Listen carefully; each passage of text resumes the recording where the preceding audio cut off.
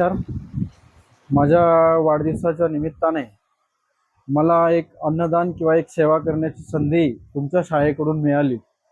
कारण तुम्ही हे मुलांसाठी किंवा त्यांचं जे काही आयुष्य आहे किंवा त्यांचं जे काही काही गोष्टी आहेत त्या बघून आणि हे तुम्ही जो प्रकल्प उभा केला, शाळा उभी केलेली आहे, तो काहीतरी त्या मुलांना आपण करू शकतो, देऊ शकतो.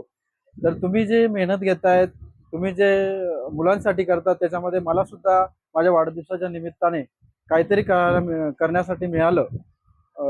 योगदान माझं काहीतरी थोडंसं लागलं.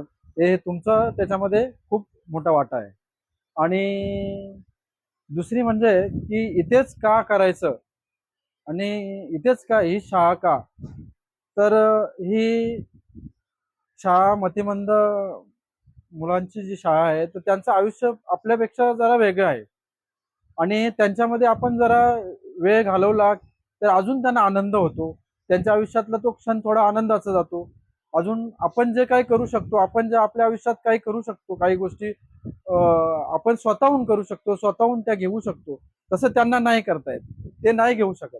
त्यांचं आयुष्य जरा वेगळं आहे. त्यामुळं अजून त्यांच्यामध्ये थोडा क्षण घालवला वाढदिवसाच्या निमित्ताने. त्यामुळे अजून आनंद वाटला आणि आपल्यामुळे हा कार्यक्रम अजून यशस्वी झाला. त्यामुळे आपले सर्वांचे मी धन्यवाद आणि आभारी आहे. हां, थँक्यू.